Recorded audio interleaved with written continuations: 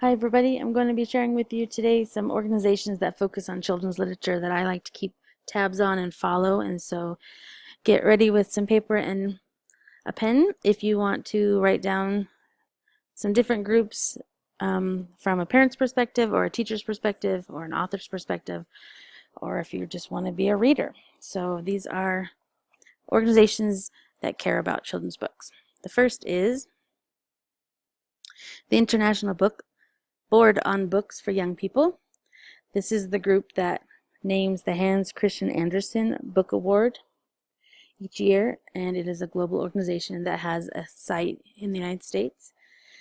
They have some interesting statistics that they put out about issues on a global scale. The Children's Literature Association is a nonprofit association, and it's got a variety of people that it services.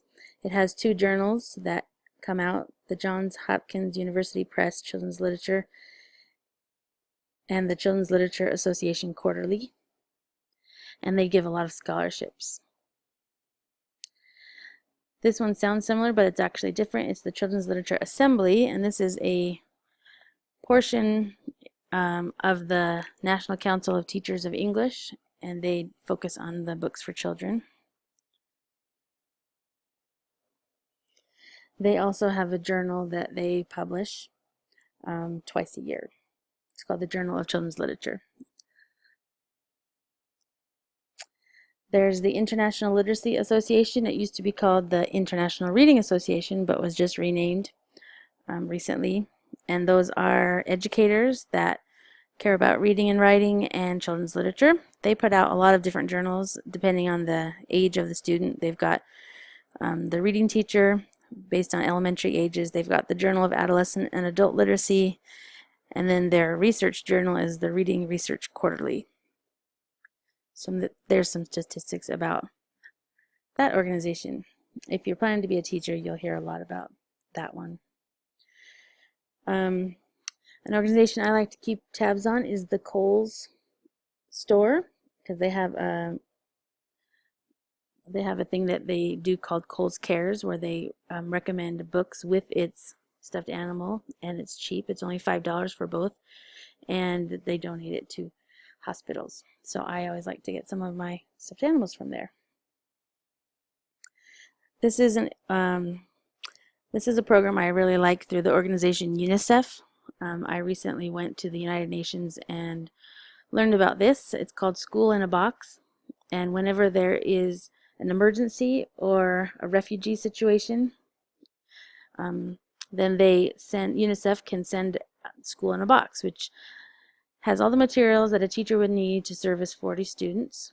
It was used in America during some hurricanes in the South, and it's got everything you might need for a short-term school situation, so I liked that.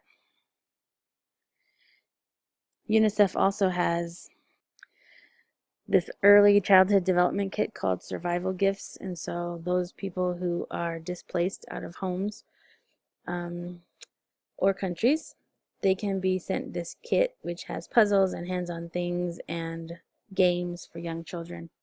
And so I really liked that program as well. Here's another organization called Society of Children's Book Writers and Illustrators. If you plan to be an illustrator or an author, you'll want to keep tabs on this. They have two conferences a year. One's in New York, one's in LA. If you're a bookseller or work in a bookstore, they also sometimes attend those to find out the latest books that are coming out. If you are an author that isn't published yet, they have book critiques and agents and different people who show up there, and so sometimes that's a good way to meet people to get published. They also have a magazine and different regional groups around the US. The American Night Writers Association, they also call themselves ANWA. Those are women who meet at night, usually mothers who want to be authors, and so they meet and form critique groups in different local areas, and then they have conferences as well. The American Library Association has 11 membership divisions. Down there below you'll see some of those divisions, and they have lots of different journals and books and newsletters, and these are the people who usually give the Children's Book Awards, and they represent public libraries, school libraries, and the professional organization for librarians. I usually like to follow them because they know the latest books coming out. First Book is an organization program that gives books to children in need. They participate in Children's Book Week, and they have lots of initiatives around the country that you can become part of. They do a lot of fundraising. I don't know if you've heard of this before, but Dolly Parton's Imagination Library. In 1995 she began this, and it's still going on now, where you can register and she will send free books to your home or to a community or to any place that has a need for books, and she gifts them to you for free. So she wanted children to feel excited about books, so that's kind of fun if you want to get books in the mail. United Through Reading. This is something that's come to my attention recently. If you are a military family and you're separated through deployment, or you have your family in one place and the military service person in another part of the world serving the country, then this is the program where they have the service person read a story, and then they video it or audio record it, and then they send the recording or video and the book to the family, and so it seems like the parent is reading to the child. My family has recently done this. My brother has done this for his children, and I think it's a really great thing to support. If you haven't heard of the Horn Book, it's a magazine. It's based out of Boston, and they have reviews of books. They also put on a great festival every year. So if you haven't seen this magazine, you might want to subscribe to it, or at least get on their e-subscription list to find out some new titles in children's and young adult literature. The American Booksellers Association, these are the people who are in charge of bookstores, and so they often have great community programs that you can be a part of. You can find out authors that will be coming to your area. They're in charge of the Book Expo events around America. And so they're kind of fun as a reader to be a part of. The Children's Book Council. The Children's Book Council is a part of the Library of Congress. They team up with Every Child is a Reader and the Center for the Book, which is part of the Library of Congress. Those all team together and choose the National Ambassador for Young People's Literature, which happens to be Jean Yang right now. And then that person travels around supporting literacy in the nation. And they usually have a platform that they're trying to get across. So those organizations together choose the National Ambassador for Children's Literature. The Library of Congress Center for the Book, I just mentioned, but they have some really great things that you can follow. In fact, they have this thing online called Readers to the Rescue. It's an online game that you can log in for free, and the books in a library come alive after the library is closed, and so they have 36 little short movies with books attached that a child or a reader could enjoy. So that's a kind of a fun thing that the Library of Congress offers on their website, read.gov. I like to follow the Children's Weekly. The Publishers Weekly Children's Bookshelf is something that you can subscribe to online.